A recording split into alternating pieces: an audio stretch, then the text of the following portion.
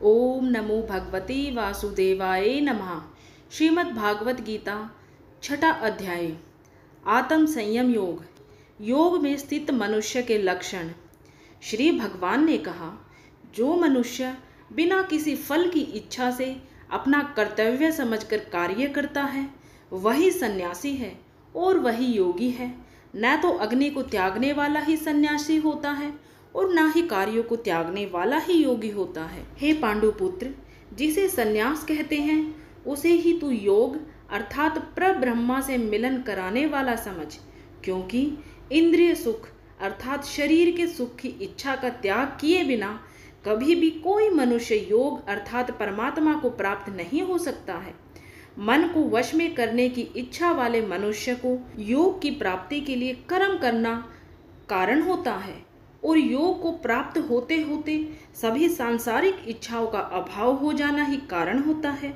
जब मनुष्य सभी सांसारिक इच्छाओं का त्याग करके न तो शारीरिक सुख के लिए कार्य करता है और न ही फल की इच्छा से कार्य में प्रवृत्त होता है, उस समय वह मनुष्य योग में स्थित कहलाता है। मनुष्य को चाहिए कि वह अपने मन के द्वारा अपना जन्म मृत्यु रूपी बंधन से उद्धार करने का प्रयत्न करे और अपने को निम्न योनि में ना गिरने दे, क्योंकि यह मन ही जीवात्मा का मित्र है और यही जीवात्मा का शत्रु भी है। जो मनुष्य मन को वश में कर लेता है उसका वह मन ही परम मित्र बन जाता है, लेकिन जो मनुष्य मन को वश में नहीं कर पाता है उसके लिए वह मन ही परम शत्रु के समान होता है। जिसने मन को वश में कर लिया है उसको परम शांति स्वरूप परमात्मा पूर्ण रूप से प्राप्त हो जाता है। उस मनुष्य के लिए सर्दी गर्मी, सुख दुख और मान अपमान एक समान होते हैं। ऐसा मनुष्य स्थिर चित्त वाला और इंद्रियों को वश में करके परमात्मा के ज्ञान द्वारा परमात्मा को प्राप्त करके पूर्ण संतुष्ट रहता है। ऐसे परमात्मा को प्राप्त हुए मनुष्य के लिए मिट्टी, पत्थर और सोना एक समान होते हैं। ऐसा मनुष्य स्वभाव से सभी का हित चाहने वाला, मित्रों और शत्रुओं में, तटस्थों और मध्यस्थों में, शुभ चिंतकों और ईर्ष्यालुओं में, पुण्यात्माओं और पापात्माओं में भी एक समान भाव रखने वाला होता है। ऐसा मनुष्य निरंतर मन सहित शरीर से किसी भी वस्तु के प्रति आकर्षित हुए बिना तथा किसी भी वस्तु का संग्रह किए बिना परमात्मा के ध्यान में एक ही भाव में स्थिर रहने वाला होता है।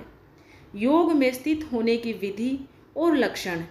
योग के अभ्यास के लिए मनुष्य को एकांत स्थान में पवित्र भूमि में न तो बहुत ऊंचा और न ही बहुत नीचा कुशा के आसन पर मुलायम वस्त्र या मृगछाला बिछाकर उस पर दृढ़ता पूर्वक बैठकर मन को एक बिंदु पर स्थित करके चित्त और इंद्रियों की क्रियाओं को वश में रखते हुए अंतःकरण की शुद्धि के लिए योग का अभ्यास करना चाहिए।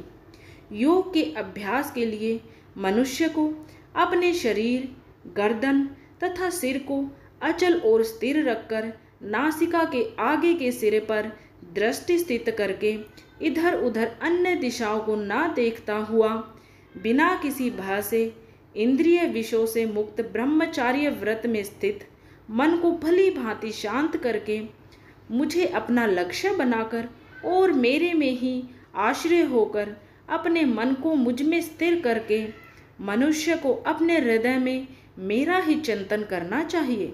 इस प्रकार निरंतर शरीर द्वारा अभ्यास करके मन को परमात्मा स्वरूप में स्थिर करके परम शांति को प्राप्त हुआ योग में स्थित मनुष्य ही सभी सांसारिक बंधन से मुक्त होकर मेरे परम धाम को प्राप्त कर पाता है।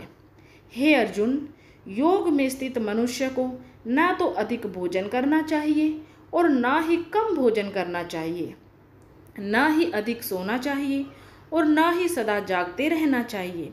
नियमित भोजन करने वाला, नियमित चलने वाला, नियमित जीवन निर्वाह के लिए कार्य करने वाला और नियमित सोने वाला योग में स्थित मनुष्य सभी सांसारिक कष्टों से मुक्त हो जाता है। योग में स्थित मनुष्य का योग के अभ्यास द्वारा विशेष रूप से मन जब आत्मा में स्थित परमात्मा में ही विलीन हो जाता है, तब वह सभी प्रकार की सांसारिक इच्छाओं से मुक्त हो जाता है। उस समय वह पूर्ण रूप से योग में स्थिर कहा जाता है। उदाहरण के लिए, जिस प्रकार बिना हवा वाले स्थान में दीपक की लौ बिना इधर उधर हुए स्थिर रहती है, उसी प्रकार योग में स्थित मनुष्य का मन निरंतर आत्मा में स्थित परमात्मा में स्थिर रहता है।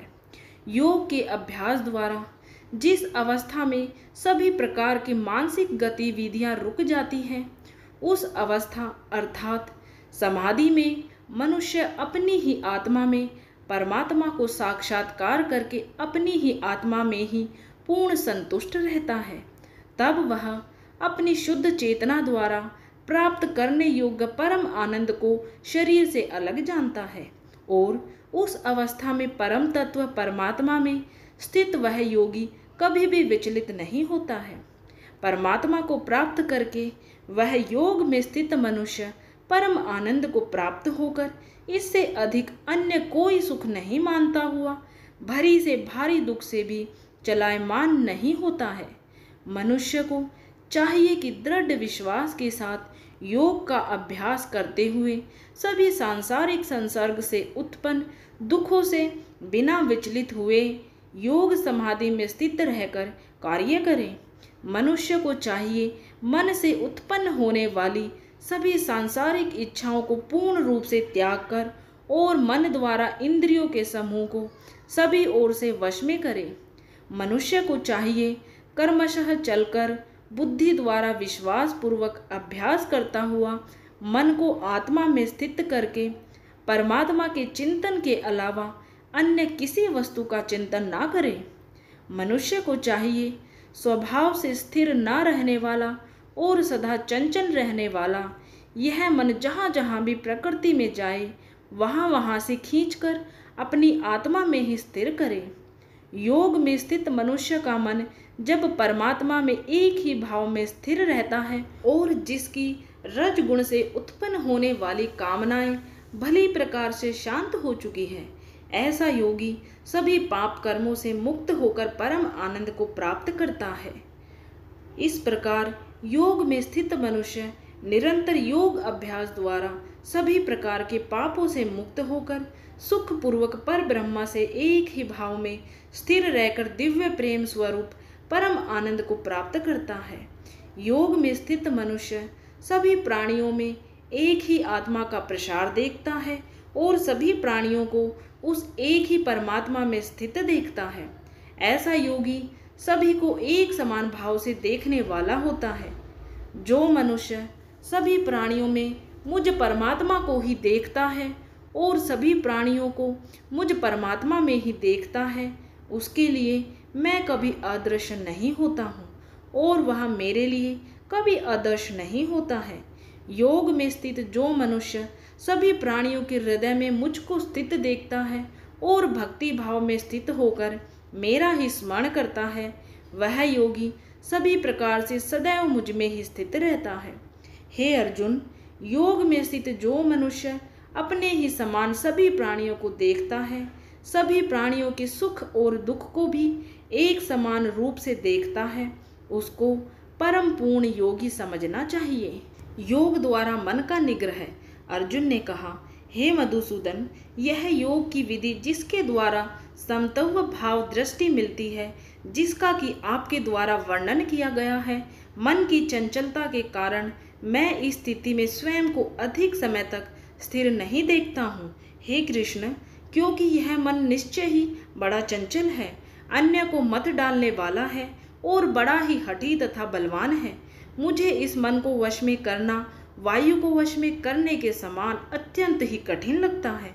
श्री भगवान ने कहा, हे महाबाहु कुंती पुत्र, इसमें कोई संशय नहीं है कि चंचल मन को वश में करना अत्यंत कठिन है, किंतु इसे सभी सांसारिक कामनाओं को त्याग अर्थात वैराग्य और निरंतर अभ्यास द्वारा वश में किया जा सकता है। जिस मनुष्य द्वारा मन को वश में नहीं किया गया है, ऐसे मनुष्य के लिए परमात्मा की प्राप्ति अर्थात योग असंभव है। लेकिन मन को वश में करने वाले प्रयत्नशील मनुष्य के लिए परमात्मा की प्राप्ति अर्थात योग सहज होता है, ऐसा मेरा विचार है। योग भ्रष्ट हुए मनुष्य की गति। अर्जुन ने कहा, हे श्री कृष्ण, प्रारंभ में श्रद्धा पूर्वक योग में स्थिर रहने वाला किंतु बाद में योग से विचलित मन वाला असफल योगी परम सिद्धि को ना प्राप्त करके किस लक्ष्य को प्राप्त करता है? हे महाबाहु कृष्ण, परमात्मा की प्राप्ति के मार्ग से विचलित हुआ जो कि ना तो सांसारिक भोग को ही भोग पाया और ना ही आपको प्राप्त कर सका, ऐसा मोह से ग्रसित मनुष्य क्या छिन्न भिन्न बादल की तरह दोनों ओर से नष्ट हो नहीं जाता? हे श्री कृष्ण, मैं आपसे प्रार्थना करता हूँ कि मेरे इस संशय को संपूर्ण रूप से केवल आप ही दूर कर सकते हैं, क्योंकि आपके अतिरिक्त अन्य कोई इस संशय को दूर करने वाला मिलना संभव नहीं है।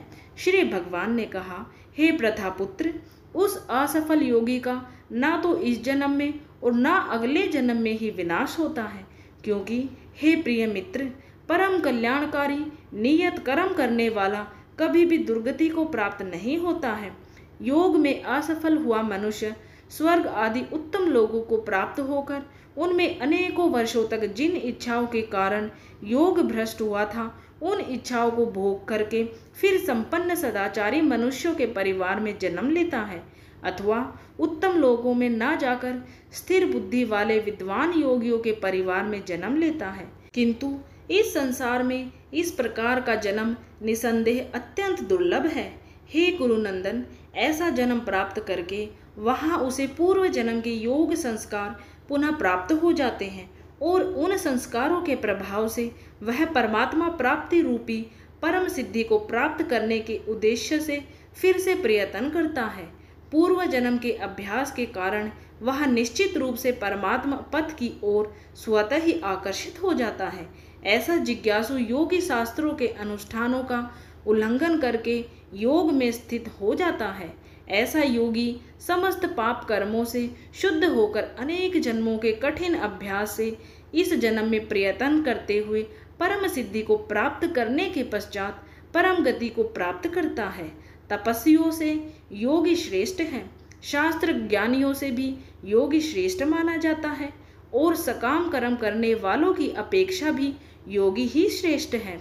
इसलिए हे अर्जुन, तू योगी बन। सभी प्रकार के योगियों में से जो पूर्ण श्रद्धा सहित संपूर्ण रूप से मेरे आश्रित हुए अपने अंतःकरण से मुझको निरंतर स्मरण अर्थात दिव्य प्रेमा भक्ति करता है, ऐसा योगी मेरे द्वारा परम योगी माना जाता है।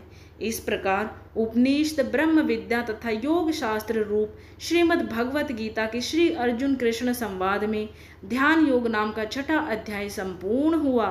जय श्री हरि कृष्ण। ओम नमो भगवते वासुदेवाय नमः। कमेंट में जरूर लिखें।